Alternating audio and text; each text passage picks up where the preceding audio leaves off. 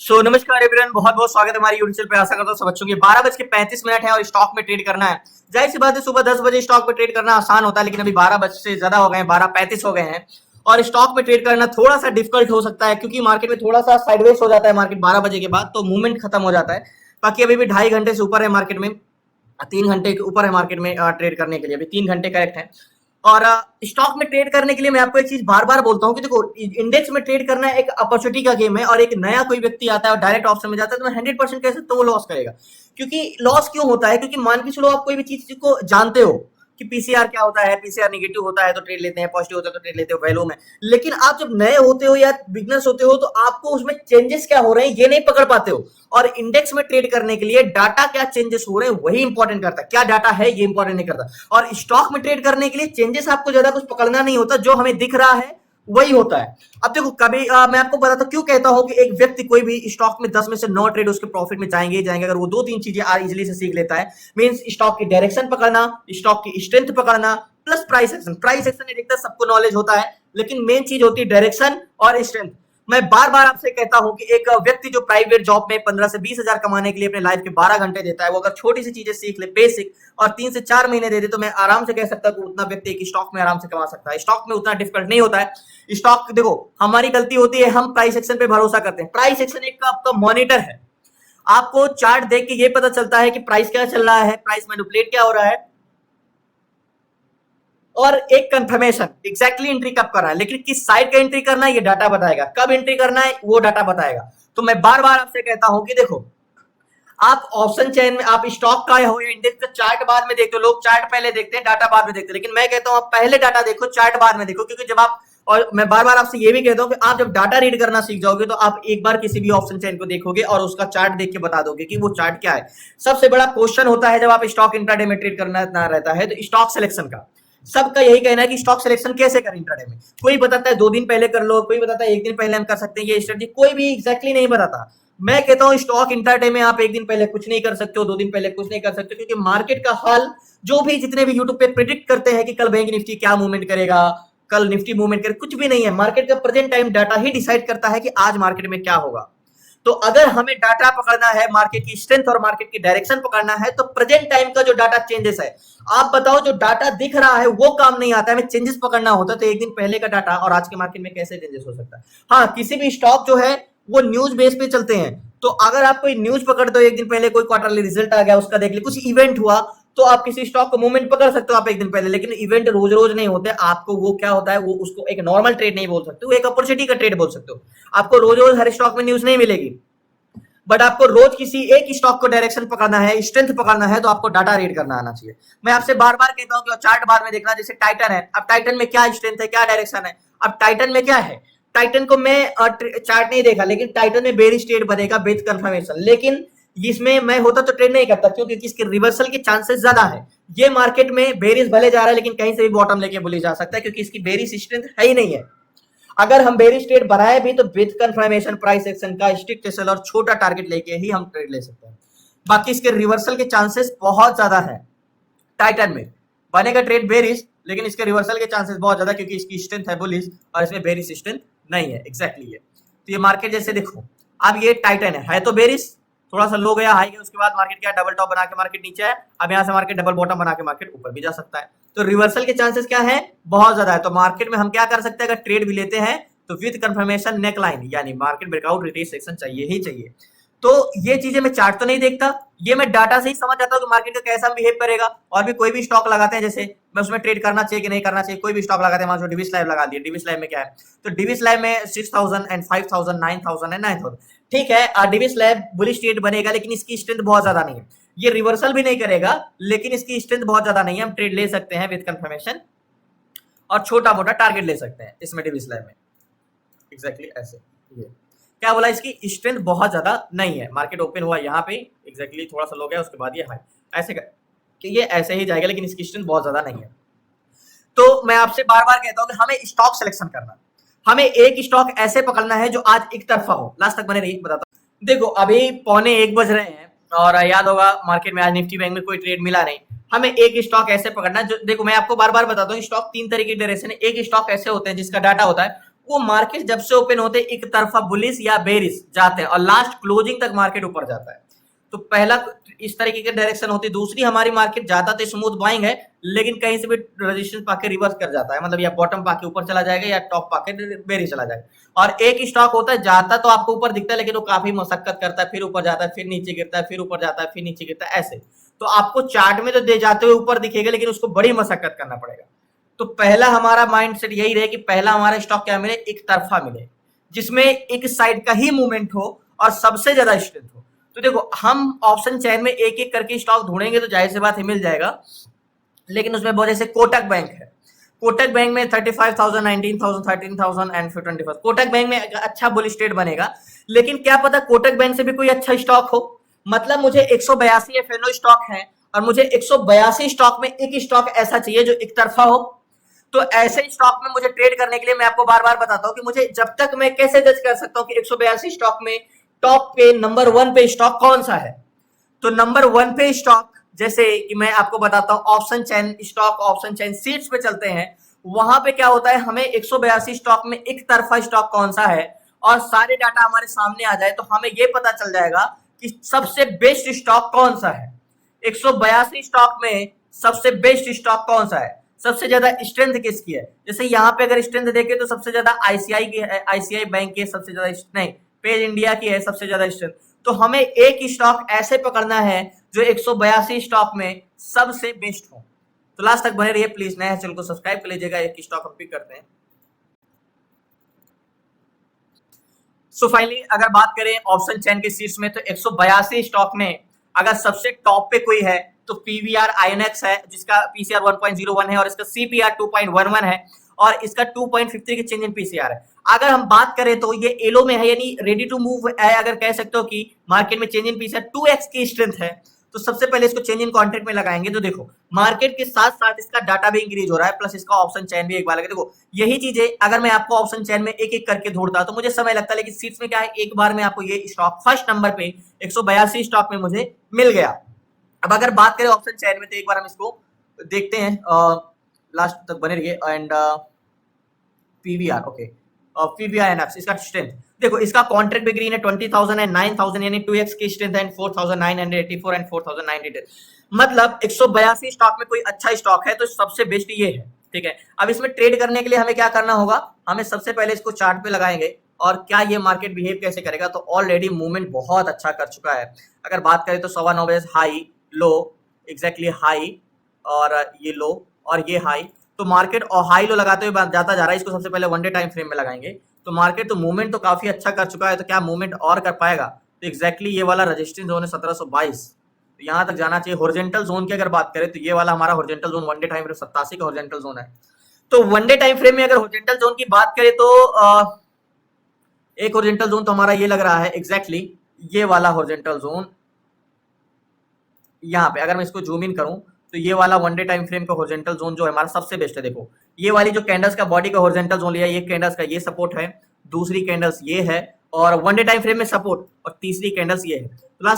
तो हमें horizontal zone तो मिल गया। अगर हम बात करें वन डे टाइम फ्रेम का स्ट्रॉन्ग हॉरिजॉन्टल जोन मिल गया है ये वाला, और इसको सबसे पहले 5 मिनट टाइम फ्रेम में लगाएंगे। हॉरिजॉन्टल जोन तो मिल गया, इसके बाद 5 मिनट टाइम फ्रेम में लगाएंगे कि मार्केट ब्रेक करके गया क्या। देखो ये हमारा हॉरिजॉन्टल जोन है एग्जैक्टली।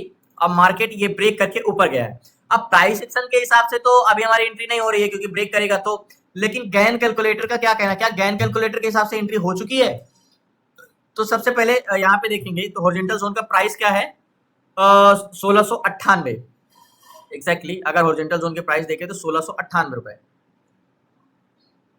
1698 रुपए 91 पैसे। तो 1698 रुपए, 1698 रुपए .91 ओके। तो गैन कैलकुलेटर का कहना है कि 1698 के ऊपर जाएगा तो मार्केट में आप 1701 पे जाएगा तो ट्रेड लेना, मतलब 1701 पे जाएगा तो ट्रेड लेना और 1711 का टारगेट। और हमारा नेक लाइन क्या है, अगर हम नेक लाइन की बात करें तो एग्जैक्टली 1701 का ही है। मतलब अगर गैन कैलकुलेटर के हिसाब से देखें तो एंट्री हो चुकी है, बट अगर प्राइस एक्शन के हिसाब से देखें तो अभी एंट्री नहीं हुई है। तो नेक लाइन तो हमारा ये होगा एग्जैक्टली ये। तो इंतजार करते हैं थोड़ा। हम मार्केट में देखो हम इस पे ऑलरेडी ये मूवमेंट अच्छा कर चुका है। 1792 यहाँ से मार्केट लो आया, 1660 से 90 यानी 30 पॉइंट मार्केट मूवमेंट कर चुका है। अगर यहाँ पे परसेंटेज के 2.53 का परसेंट मूवमेंट आया है, लेकिन स्ट्रेंथ सबसे ज्यादा इसमें भी है। तो यही है कि मैं अभी डायरेक्टली ट्रेड तो नहीं कर सकता, लेकिन अगर इसको ब्रेक करे तो इंतजार करते हैं। सो पहले पीवीआर की बात करें तो वो मार्केट डाउन में आ रहा है, तो उसमें तो ट्रेड कर नहीं सकते। अगर बात करें कोई और स्टॉक की, तो एक स्टॉक ढूंढते हैं, इस पे लास्ट तक बने रहिए प्लीज। नेक्स्ट सो फाइनली हमें एक स्टॉक मिला है एमसीएक्स, और जैसे मैंने बोला कि पीवीआर तो काफी ऊपर निकल चुका। अगर एमसीएक्स की बात करें तो चेंज इन 3.3 है, और इसका सबसे ज्यादा स्ट्रेंथ है। अगर 3.57, अगर एक पीएनबी की स्ट्रेंथ है और इसकी स्ट्रेंथ देखे तो यहाँ पे अगर देखे तो देखो 3.57, अगर यहाँ पे देखे तो इसको छोड़ दो अगर, क्योंकि इसका चेंज इन कॉन्ट्रैक्ट कर रहा है आईसीआई बैंक का। बट अगर सबसे ज्यादा अगर किसी की स्ट्रेंथ है तो एमसीएक्स 3.56 की। तो स्ट्रेंथ को मैंने ट्रेड चुना है दूसरा, और इसको चेंज इन कॉन्ट्रैक्ट देखिए तो भले सुबह से फ्लैट था, लेकिन उसके बाद कंटिन्यू इंक्रीज हो रहा है। तो एक बार एमसीएक्स को ऑप्शन चैन में भी देख लेते हैं कि एमसीएक्स में ट्रेड करने के लिए। देखो मैं आपको बार बार कहता हूँ कि सीट्स में यहाँ पे देखो 20,000 एंड 5,000 3 गुना स्ट्रेंथ है, 5,000 एंड 7,000। तो ये अगर देखो ये 10 बजे होता तो क्या ये ट्रेड छूटता? नहीं छूटता। थोड़ा सा लेट आया हो, इस रीजन से थोड़ा सा हमें ये सब चीजें देखने को मिलती है, और नहीं तो थोड़ा सा क्योंकि मॉर्निंग से बैंक निफ्टी में फंसे थे 12 बजे तक। तो एग्जैक्टली एमसीएक्स की बात करते हैं। एमसीएक्स में ट्रेड करने के लिए सबसे पहले हमें क्या करना होगा, मैं आपसे बार बार ये कहता हूँ, स्टॉक में ट्रेड करना बहुत बड़ा डिफिकल्ट नहीं है, बहुत बड़ा टास्क नहीं है, सिर्फ आपको डाटा रीड करना आता हो। तो ऑल टाइम मार्केट हाई पे है, मेरे हिसाब से मार्केट ऑल टाइम हाई पे। अगर इस हाई को ब्रेक किया है मार्केट 25 को, और जब ऑल टाइम हाई पे होता है मार्केट तो क्या करते हैं मार्केट में, तो मार्केट अगर देखो ऑल टाइम हाई पे है मार्केट, तो सिंपली हम क्या देखेंगे, मार्केट क्या किया है लास्ट, इसका क्या है एग्जैक्टली ये हाई है, ये हाई है, इसके बाद ये लो है, इसके बाद डायरेक्ट हाई क्या है ये है, इसके बाद ये लो है, इसके बाद क्या ये हाई को ब्रेक किया है, एग्जैक्टली ये हाई को ब्रेक किया है यहाँ के आसपास, ठीक है। तो ये इसका हाई पॉइंट हुआ ये, और इसके बाद मार्केट इसको हाई को ब्रेक किया। तो एक प्रकार से हम इसको हॉरिजॉन्टल जोन ले लेते हैं। सिंपली मैंने आपको क्लास में बताया कि ऑल टाइम हाई पे होता है तो मार्केट क्या करे, इसको हॉरिजॉन्टल जोन लेते हैं, और इसको क्या ले लेते हैं, नेक लाइन। तो गैन कैलकुलेटर के हिसाब से अगर बात करें तो गैन कैलकुलेटर में प्राइस क्या डालेंगे, एग्जैक्टली एमसीएक्स का, मार्केट ऊपर जा रहा है जाने दो, एमसीएक्स में 5458 रुपए का गैन कैलकुलेटर में प्राइस डालेंगे, क्या 5458 5458 रुपए का कैलकुलेट करेंगे। तो गैन कहना है कि 5476 के ऊपर जाएगा तो बाय करना 5491, यानी 5476 के ऊपर जाएगा तो, और 55 से 91 फर्स्ट टारगेट एग्जैक्टली। तो ये तो मार्केट काफी ऊपर निकल चुका है, तो हम इस पे मैं ट्रेड ले लेता हूँ लास्ट तक, प्लीज नहीं। सो फाइनली एमसीएक्स में 50 क्वांट ली है, 55,000 का फंड लगा है। अगर बात देखो मैं ट्रेड क्यों ले लिया, इसके पीछे का मेरा रीजन है, मार्केट ये ब्रेकआउट दिया, ये रिटेस्ट किया, तो ये नेकलाइन है, और नेकलाइन के बाहर कैंडल्स क्या गए, यही वाली तो क्लोज दी है, तो एंट्री हमारी यहाँ पे होगी। अब गैन कैलकुलेटर के हिसाब से देखो 25, 28 और 47 ये लास्ट टारगेट था, 47 का चौथा टारगेट, और 16 चल रहा है, तो हमारा 47 का टारगेट अगर मैं हॉरिजॉन्टल जोन का प्राइस डालूंगा कौन सा, 80 का, 5480 का, यहाँ की मेरी एंट्री है 25 का, तो यहाँ का मैं अगर प्राइस डालूं 5480 का, ओके 5480, ओके। तो गैन कैलकुलेटर से 5480 का डालेंगे तो लास्ट टारगेट इसका 5547 एंड 5566। तो मैं ये जो टारगेट पॉइंट रखूंगा 5566 का, एग्जैक्टली 33 चल रहा है, ये 5566 का यहाँ का ये वाला टारगेट पॉइंट, और 50 क्वांटिटी है, 30 पॉइंट मिल जाता है तो इजीली से बहुत अच्छा 5566 का एग्जैक्टली ये वाला टारगेट। और अब मेरे हिसाब से ये बाइंग जोन मुझे और बड़ा टारगेट रखना चाहिए, 40 चला जिस हिसाब से इसका मूवमेंट आ रहा है, और एक प्रकार से इसका मैं नेक लाइन प्राइस डालूंगा, एक बाइंग जोन प्राइस डालूंगा। बाइंग जोन मेरे क्या है 5500 एग्जैक्टली टारगेट, तो ये हिट किया 55, 56, 48 चला, 66 का टारगेट है मेरा, और बहुत मूवमेंट कर रहा है एमसीएक्स की ऑल टाइम हाई। जैसे मैंने देखा कि स्ट्रेंथ सबसे ज्यादा इसकी, मैंने इस पर ट्रेड ले लिया। एक बार 5425 का मैं 5427 का इसमें 28 का रहा है, तो 5528 के इसमें मैं कैलकुलेट करता हूँ, तो गैन के हिसाब से 47, 66 एंड 84, तो 84, 47, 66 एंड 84, तो 84 का टारगेट हमारा। तो एग्जैक्टली मैं यहाँ का 84 का टारगेट ही रखता हूँ, क्योंकि इसकी मूवमेंट एक अच्छा मूवमेंट आएगा। तो 84 एग्जैक्टली 30 की बाइंग है मेरी, याद होगा 84 का, तो ये मेरा टारगेट पॉइंट है 84 का, एंड अभी 50 के आसपास 43 आ रहा है, 40 पॉइंट और ऊपर जाएगा और ये जाएगा। ये एग्जैक्टली मैं इसलिए देखो टारगेट ऐसे बड़ा मैं अंदर लेता नहीं हूँ, एग्जैक्टली मार्केट एक अच्छा ब्रेक ही, अभी तो कैंडल्स क्लोज दिया है, सुबह से तो मार्केट मूवमेंट ही नहीं कर रहा था, स्ट्रेंथ बहुत ज्यादा थी, मूवमेंट नहीं कर रहा था, अब तो ये ब्रेक किया है, अब तो ये मूवमेंट करेगा। तो 84 का टारगेट है मेरा, और सबसे ज्यादा अगर सीट्स पे देखें तो सबसे ज्यादा यहाँ का स्ट्रेंथ था तो वेट करते हैं, लास्ट तक बने रहिए प्लीज। नया चैनल को सब्सक्राइब कर लीजिएगा, 51 चल रहा है, लास्ट तक बने रहिए प्लीज। नया चैनल को सब्सक्राइब कर लीजिएगा, एक अच्छा मूवमेंट आना तय है मार्केट में, लास्ट तक।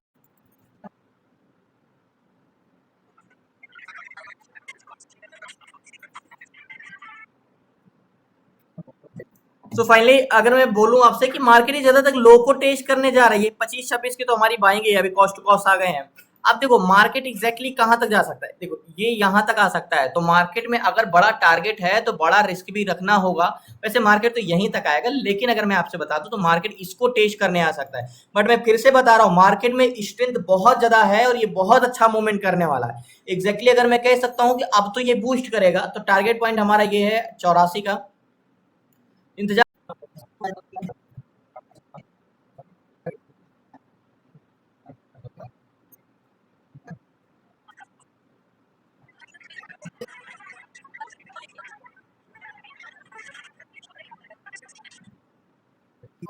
सो फाइनली अगर हम बात करें एमसीएक्स की, तो कंसोलिडेशन भले कर रहा है, लेकिन एग्जैक्टली ज्यादा से ज्यादा मार्केट इसी की बॉटम को टेस्ट करके मार्केट एक अच्छा मूव देने वाला है।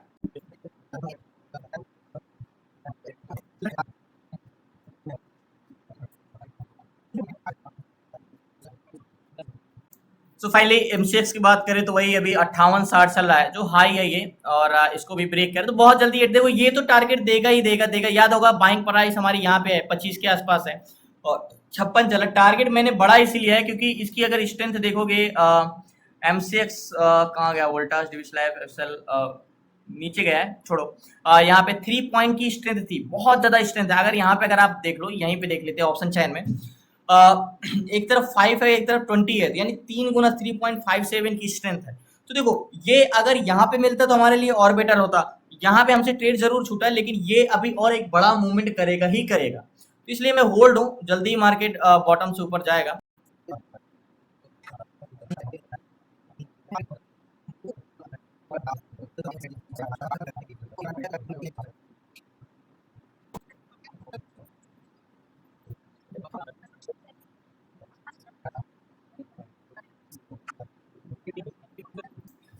सो फाइनली आपको ये जाते हुए भले दिख रहा है, लेकिन ये ज्यादा नहीं जा सकता। मैंने क्या बोला, ज्यादा से ज्यादा इस लो को टेस्ट करके ये बाउंस बैक ही करेगा। ये एक तरफा स्टॉक है, ये ऊपर ही जाएगा, तो लास्ट लो हमारा यही है, यहां से नीचे नहीं जा सकता।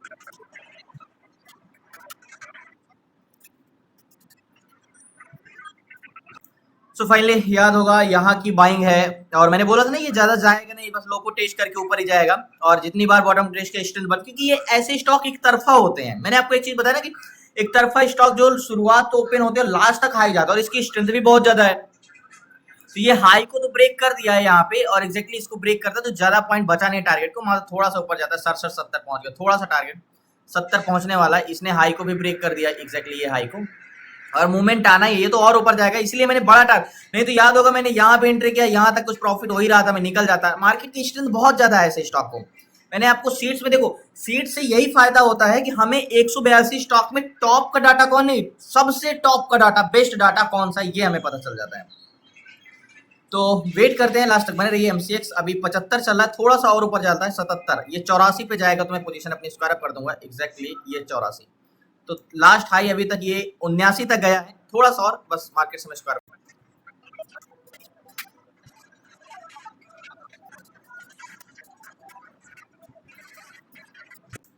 सो फाइनली मैंने बोला था ना इसकी स्ट्रेंथ बहुत ज्यादा है, टारगेट हिट किया, अभी तो 89-90 पहुंच गया। पहले पोजीशन में स्क्वायर ऑफ कर देता हूँ, 90 पहुंच गया, लास्ट तक बनेगा।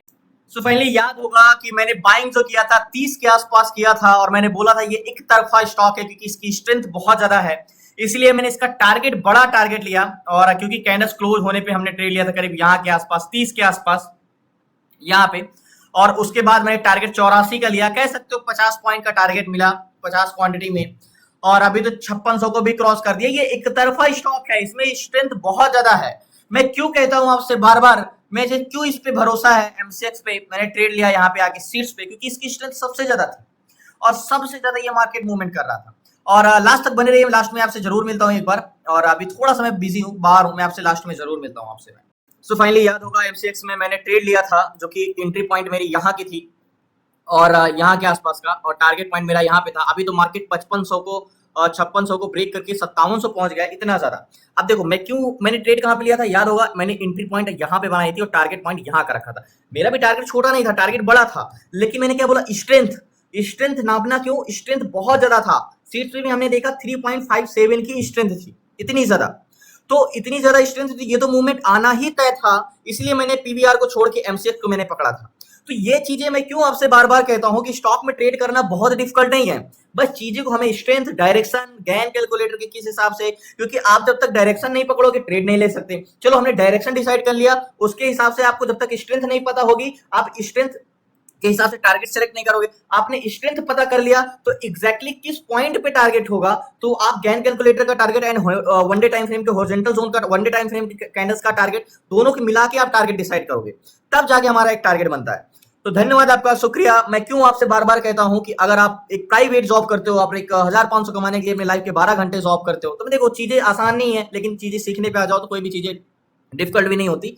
बट अगर 4-5 महीने चीजें से आराम से सीख सकते हो तो उतना जो आप अपने लाइफ के 12 घंटा दे रहे हो वो आप सेविंग कर सकते हो। तो धन्यवाद आपका, शुक्रिया लास्ट तक बने रहने के लिए। प्लीज आपसे रिक्वेस्ट है, चैनल को सब्सक्राइब कर लीजिएगा। बाकी कल मिलते हैं न्यू ट्रेड न्यू शेयर के साथ, और क्लास में जुड़ना है, आपको सीखना है कि स्टॉक इंट्राडे में ट्रेड कैसे करना है, ऑप्शन चेन कैसे समझना है, ऑप्शन सेलिंग कैसे करना है, स्टॉक ऑप्शन कैसे करना है, ETF SIP, ETF swing, stock swing, option selling, option buying, A to Z सारी चीजें 6 मंथ की क्लासेस में, तो आपको डिस्क्रिप्शन में नंबर है, आप उससे व्हाट्सएप करके जुड़ सकते हैं। बाकी कल मिलते हैं न्यू ट्रेड न्यू शेयर के साथ। धन्यवाद आपका, शुक्रिया, जय हिंद।